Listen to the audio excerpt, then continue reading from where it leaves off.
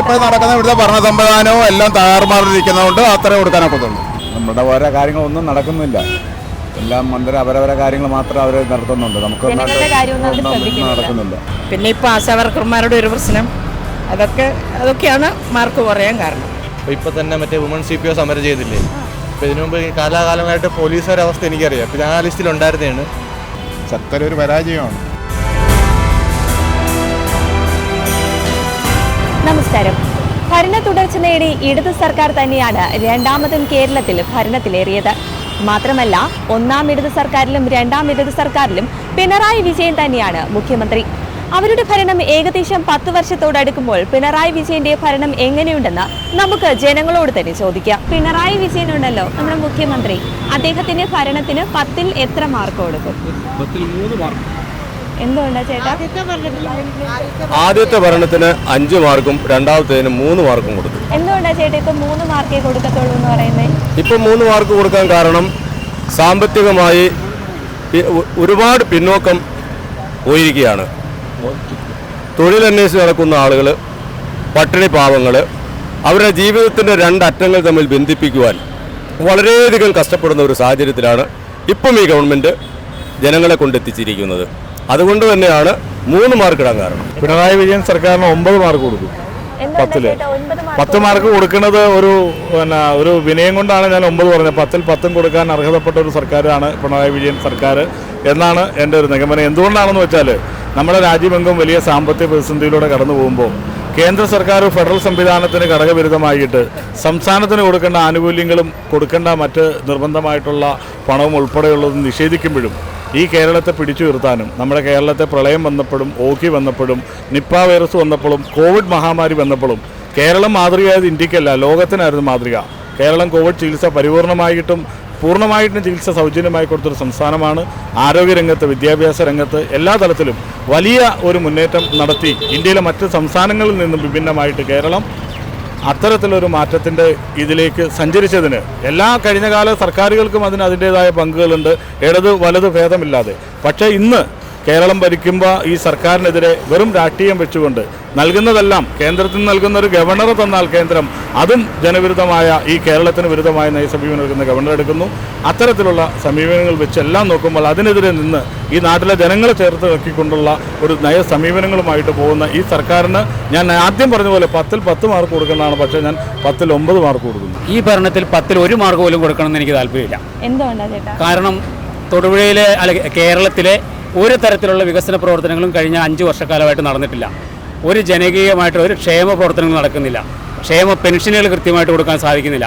ഇപ്പോൾ സമൂഹത്തിൽ ഏറ്റവും താഴെക്കടയിൽ നിരവധി സേവന പ്രവർത്തനം നടത്തുന്ന ആശാവർക്കർമാർ മാസങ്ങളായിട്ട് സമരമാണ്. അവർ വലിയ കൊട്ടാരം പണിയാനും ഒന്നുമല്ല, അവർക്ക് ജീവിക്കാനുള്ള ഒരു തുച്ഛമായ വരുമാനം അതുപോലും കൃത്യമായിട്ട് കൊടുക്കാൻ ഈ സംസ്ഥാന സർക്കാരിന് സാധിക്കുന്നില്ല. മറ്റേ വയനാട്ടിലുണ്ടായ ദുരന്തം ഉൾപ്പെടെയുള്ള നിരവധി കാര്യങ്ങൾക്ക് കോടിക്കണക്കിന് രൂപയുടെ ഫണ്ട് ജനങ്ങളിൽ നിന്ന് കിട്ടി, കേന്ദ്ര ഗവൺമെൻറ്റിൽ നിന്ന് കിട്ടി. അത് ഫലപ്രദമായിട്ട് വിനിയോഗിക്കാനും നാട്ടിൽ അവർക്ക് സഹായം ചെയ്യുന്ന തരത്തിൽ യാതൊരു പ്രവർത്തനം നടക്കുന്നില്ല. മാത്രമല്ല, ഇത് വാചകടിയുടെ കാര്യത്തിൽ മാത്രമാണ് നമ്പർ 1. ഇന്ത്യക്ക് മാതൃകയാണ്, ലോകത്തിന് മാതൃകയാണെന്നൊക്കെയാണ് അവർ പറയുന്നത്. ഒരു തരത്തിലും മാതൃകയല്ല. ഒരു തരത്തിലുള്ള പ്രവർത്തനങ്ങളും ജനക്ഷേമകരമായിട്ടുള്ള പ്രവർത്തനങ്ങൾ, വികസന പ്രവർത്തനങ്ങൾ നടത്തുന്നില്ല. നാളിതുവരെ ഈ രാജ്യം ഭരിച്ച പാർട്ടികളിൽ നിന്ന് വ്യത്യസ്തമായിട്ട് കേന്ദ്ര സർക്കാർ ഏറ്റവും അധികം ഫണ്ട് കൊടുത്തിട്ടുള്ള ചരിത്രമാണ് ഈ ഭാരതീയ ജനതാ പാർട്ടി നേതൃത്വം നൽകുന്ന NDA സർക്കാരിൻ്റെ കാലത്താണ് കേരളത്തിന് ഏറ്റവും അധികം ഫണ്ട് കൊടുത്തിട്ടുള്ളത്. നിരവധിയായിട്ടുള്ള വികസന പ്രവർത്തനങ്ങൾ, ക്ഷേമ പ്രവർത്തനങ്ങൾ നടപ്പിലാക്കിയിട്ടുണ്ട്.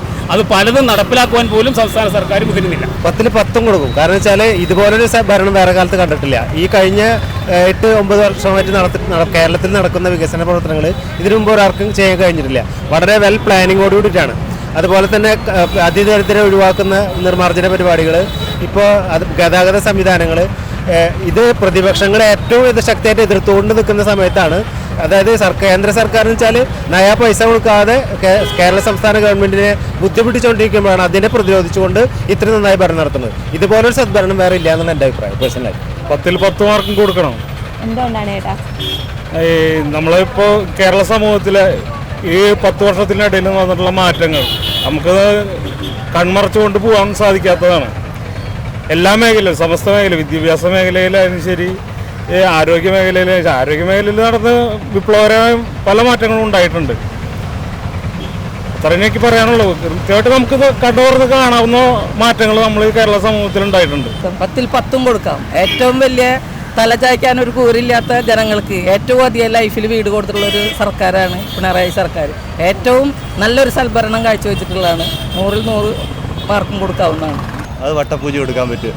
എന്തുകൊണ്ടാ? കാര്യം ഒന്നാമതിപ്പം ഞാനിപ്പോൾ PSC പഠിക്കുന്നത്. അപ്പോൾ ഇവിടെ സത്യം പറയാം വിവരാവകാശമൊക്കെ പ്രകാരം നമ്മൾ എടുക്കുമ്പോൾ ഇവിടെ വേക്കൻസി ഒക്കെ ഉണ്ട്. പക്ഷേ അത് പല ഡിപ്പാർട്ട്മെൻറ്റ് റിപ്പോർട്ട് ചെയ്യുന്നില്ല. അപ്പോൾ ഇപ്പോൾ തന്നെ മറ്റേ വുമൺ CPO സമരം ചെയ്തില്ലേ? അപ്പോൾ ഇതിനു മുമ്പ് കാലാകാലമായിട്ട് പോലീസുകാരുടെ അവസ്ഥ എനിക്കറിയാം. അപ്പോൾ ഞാൻ ആ ലിസ്റ്റിലുണ്ടായിരുന്നതാണ്. അപ്പോൾ അതൊരു ജസ്റ്റ് ഉദാഹരണം പറയാം. തൊഴിലൊന്നും ഇവിടെ യുവാക്കൾക്ക് കൊടുക്കുന്നില്ല. പുള്ളിക്കിപ്പോൾ കൊടുക്കേണ്ട 5 മാർക്ക് കൂടുതൽ കൊടുക്കണ്ട, അതിൻ്റെ ആവശ്യമുള്ളൂ.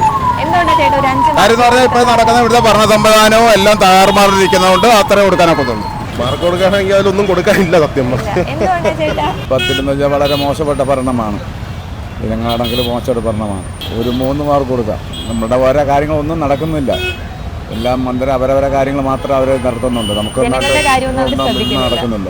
ഒരു 7.5 കുറേ കാര്യങ്ങൾ നടക്കുന്നുണ്ട്, പക്ഷെ ഒരുപാട് കാര്യങ്ങൾ നടക്കുന്നില്ല. ഇതിൽ ഒരു 4 മാർക്ക് കൊടുക്കും. ജനങ്ങളുടെ ഒരു ദുരിതം എല്ലാവരും അനുഭവിക്കുന്നുണ്ട്. കാരണം പെൻഷൻകാർക്ക് പെൻഷൻ കൊടുക്കുന്നില്ല, പിന്നെ ശമ്പളം കൃത്യമായിട്ട് കൊടുക്കുന്നില്ല. DA ആണെങ്കിൽ അനുവദിച്ച DA കൊടുത്തിട്ട് അതിൻ്റെ അരിയറിനെ പറ്റി ഒരക്ഷരവും മിണ്ടുന്നില്ല. സർക്കാർ ഒരു പരാജയമാണ്. 10 മാർക്കുണ്ട് 10ലാ 9 എടുത്താ. ഞാൻ 10ൽ 10 മാർക്ക് കൊടുക്കും. എന്തുകൊണ്ടാ? നല്ല ഭരണമാണ്. നാടിന്റെ വികസനത്തിന് വേണ്ടിയിട്ടാണ് എല്ലാം ചെയ്യുന്നത്. അതുകൊണ്ട് 10 മാർക്ക് കൊടുക്കാം. പണ്ടത്തെ കേരളം അല്ലല്ലോ ഇപ്പോഴത്തെ കേരളം. അടിപൊളി. 10ൽ 8 മാർക്ക്. 8 മാർക്ക് കൊടുക്കും. 10ൽ 10 കൊടുക്കാൻ പറ്റില്ല. ഒരു മൂല്യ 9 ആവട്ടെ. 1 മാർക്ക് നമുക്ക് കുറച്ചല്ലേ കൊടുക്കാൻ പറ്റുള്ളൂ. കുഴപ്പമില്ലാത്ത കാഴ്ച പങ്കുവെക്കുന്ന 10-9% കൊടുക്കാനുള്ള കൊടുക്കും. ചേച്ചി അതുപോലെ തന്നെ നല്ലൊരു ഇതാണ്. ഞങ്ങൾക്ക് നല്ല ഇതായിട്ട് തോന്നുന്നത്. ഞങ്ങൾ ഹരിധർമ്മസേനക്കാരാണ്. ഇടവട്ടി പഞ്ചായത്തിൽ നിന്ന് വരുന്നു. ഞങ്ങൾ നല്ല രീതിയിൽ ഇതെല്ലാം മുന്നോട്ട് പോകുന്നുണ്ട്. ശമ്പളമുണ്ട്. ഞങ്ങൾ വീട് കയറുന്നതനുസരിച്ച് ഞങ്ങൾക്ക് ശമ്പളം കിട്ടുന്ന നല്ല രീതിയിൽ ഞങ്ങൾ പോകുന്നു. ചേച്ചിയുടെ അഭിപ്രായത്തിൽ ചേച്ചി 10ൽ എത്ര മാർക്ക് കൊടുക്കും? 10ല് പിണറായി വിജയന് 10ൽ 90 മാർക്കും കൊടുക്കും. 9% കൊടുക്കും. ഇവിടെ സാധാരണക്കാരെ ചേർത്ത് പിടിക്കുന്നു, ക്ഷേമപ്രവർത്തനം നടപ്പിലാക്കുന്നു. അതുകൊണ്ട് ഞാൻ ഗവൺമെൻറ് അനുകൂലമാണ്. പിണറായി വിജയൻ്റെ സർക്കാരിനാണ് ഒരു 3 മാർക്ക്. എന്തുകൊണ്ട്? കാരണം സർവ്വ മേഖലകളിലും പരാജയമായിരുന്നു സർക്കാർ. അതോടൊപ്പം നമ്മുടെ കേരളത്തിൻ്റെ ഏറ്റവും അഭിമാനം എന്ന് പറയുന്നത് നമ്മുടെ വിദ്യാഭ്യാസ മേഖലയായിരുന്നു. വിദ്യാഭ്യാസ മേഖല ഇന്ന് വിദ്യാർത്ഥികൾക്ക് യാതൊരു വിധത്തിലുമുള്ള ആശയോ പ്രതീക്ഷയോ കൊടുക്കാത്ത രീതിയിലേക്ക് വിദ്യാഭ്യാസ മേഖല തകർന്നിരിക്കുന്നു. ഒരു കാലഘട്ടത്തിൽ കേരളത്തിലെ സർവകലാശാലകളിൽ നിന്നുള്ള ബിരുദ സർട്ടിഫിക്കറ്റുകൾ കൊണ്ട് ബോംബെയിലും കൽക്കട്ടയിലും ഡൽഹിയിലും ചെന്ന് കഴിഞ്ഞാൽ 2 കൈയും നീട്ടി സ്വീകരിക്കുന്ന ഒരു സാഹചര്യം ഉണ്ടായിരുന്നു. ഇന്ന് കേരളത്തിൽ നിന്നാണെന്ന് പറഞ്ഞു കഴിഞ്ഞാൽ അവൻ്റെ പേരെഴുതാൻ അറിയാമോ എന്ന രീതിയിലേക്ക് ആൾക്കാർ സംശയിക്കുന്ന ഒരു കാലഘട്ടത്തിലേക്കാണ് നമ്മുടെ വിദ്യാഭ്യാസ മേഖല, കേരളത്തിലെ അഭിമാനമായിരുന്ന വിദ്യാഭ്യാസ മേഖല പോയിക്കൊണ്ടിരിക്കുന്നത്. അതാണ് ഏറ്റവും പ്രധാനം. അതാണ് കാരണം ഭാവി തലമുറയെ കേരളത്തിന് അന്യമാക്കുന്ന നടപടികളാണ് കഴിഞ്ഞ 7-8 വർഷം കൊണ്ട്, അതായത് അതിയായ അതിരാഷ്ട്രീയ പ്രശ്നം കൊണ്ട് നമുക്ക് സംഭവിച്ചിരിക്കുന്നത്. നമ്മുടെ തലമുറയെ നഷ്ടപ്പെടുകയാണ് ചെയ്തത്. കേരളത്തിൻ്റെ ആ ഓജസ്സും തേജസ്സും നഷ്ടപ്പെടുകയാണ് ചെയ്തത്. അതാണ് പ്രധാനപ്പെട്ട പ്രശ്നം. ഏറ്റവും പ്രധാനമായിട്ടും പരിഗണിക്കുന്നത് അതുതന്നെയാണ്. 10ൽ 6 മാർക്ക് കൊടുക്കും. എന്തുകൊണ്ടാണ് ഒരു 6 മാർക്ക്? കാരണം കുറേ കാര്യങ്ങൾ ഭംഗിയായിട്ട് ചെയ്യുന്നുണ്ട്. എങ്കിൽപ്പോലും നമുക്കറിയാം പെൻഷനും കാര്യങ്ങളും അങ്ങനത്തെ വിഷയങ്ങളിലൊക്കെ കുറച്ച് പിന്നോട്ടാണ്. പദ്ധതി നമുക്ക് നമ്മുടെ ഫണ്ടുകളുടെ കാര്യത്തിലൊക്കെ തന്നെ. പിന്നെ ഇപ്പോൾ ആശാവർക്കർമാരുടെ ഒരു പ്രശ്നം, അതൊക്കെയാണ് മാർക്ക് കുറയാൻ കാരണം. 10ൽ 10 മാർക്ക് കൊടുക്കും. എന്തുകൊണ്ടെന്ന് വെച്ചാൽ നമ്മുടെ സംസ്ഥാനത്തിൻ്റെ എല്ലാ പ്രശ്നങ്ങളും പരിഹരിക്കുന്നതിന് വേണ്ടി എല്ലാ വിഭാഗത്തിൻ്റെയും ക്ഷേമത്തിനും ഐശ്വര്യത്തിനും വേണ്ടി നല്ല രീതിക്ക് ഇടപെടുന്ന ഒരു സർക്കാരായിട്ടാണ് എനിക്ക് തോന്നിയിട്ടുള്ളത്. ഞങ്ങൾക്കിപ്പം 100% കൊടുക്കാൻ പറ്റത്തുള്ളൂ. ആ അവസ്ഥയില്ല. ഞങ്ങൾ പിണറായി വിജയൻ്റെ മുഖ്യമന്ത്രിയായിരിക്കുന്ന സമയത്തുള്ള ഞങ്ങൾ ഹരിതകർമ്മസേന കയറിയവരാ. അപ്പം ഞങ്ങൾക്ക് അങ്ങനെയല്ലേ പറയാനൊക്കത്തുള്ളൂ. 10ൽ 8. എന്തുകൊണ്ടാണ് ഒരു 8 മാർക്ക്? കുറച്ചുകൂടിയൊക്കെ വേണമെന്ന് തോന്നുന്നു. ഇൻവോൾവ്മെന്റ് കുറവാണെന്ന് തോന്നുന്നു. പുള്ളിയുടെ ചികിത്സ ചെയ്തതായിട്ടൊക്കെ അതിലോട്ട് കൂടുതലായിട്ട് ഇതിലോട്ട് ഇൻവോൾവ്മെന്റ് ഇല്ല എന്നാണ് എൻ്റെ ഒരു അഭിപ്രായം. 10ൽ 10 കൊടുക്കും. എന്തുകൊണ്ടാ? പിന്നെ പല ആൾക്കാരും പലതും പറയും. പക്ഷേ മുഖ്യമന്ത്രിയുടെ ഭാഗത്തു നിന്നും ഒരിത് തെറ്റായിട്ട് നമുക്ക് കാണുന്നില്ല.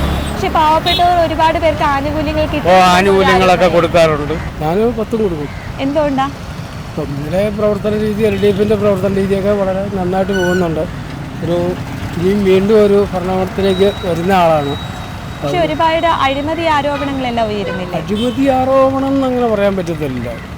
അഴിമതി ആരോപണമല്ല, ആരോപണങ്ങൾ വരുന്നു. അഴിമതിയല്ല, ആരോപണങ്ങളാണ് വരുന്നത്. 90% എന്തുകൊണ്ടാ? ഭരണം നല്ലതാണ്. പക്ഷെ ഒരുപാട് അഴിമതി ആരോപണങ്ങൾ ഉയരുന്നുണ്ട്. ക്ഷേമ പെൻഷൻ കൊടുത്തിട്ടില്ല, ആശാ വർക്കർമാർ അവിടെ സമരത്തിലാണ്. അപ്പൊ അതൊക്കെ ഒരു നേട്ടമായിട്ട് പറയാൻ പറ്റും. ഉള്ള രാഷ്ട്രീയ പാർട്ടികൾ ഭരിക്കുമ്പോഴിങ്ങനെ ഉണ്ടാവും. എന്തുകൊണ്ടാ? നല്ല ഭരണമായിരുന്നു. നല്ല ഭരണമാണ്. നല്ല കാര്യങ്ങളും ചെയ്യുന്നുണ്ട്. പിന്നെ എല്ലാവരും എപ്പോഴും ഓരോ ഇത് പറഞ്ഞു കഴിഞ്ഞാൽ എനിക്ക് വലിയ ഇതായിട്ടുള്ള അഭിപ്രായമൊന്നുമില്ല. ഇല്ല. ചേച്ചിയാണെങ്കിൽ ഒരു 10ൽ എത്ര മാർക്ക് കൊടുക്കും? ഒരു 8 മാർക്ക് കൊടുക്കും.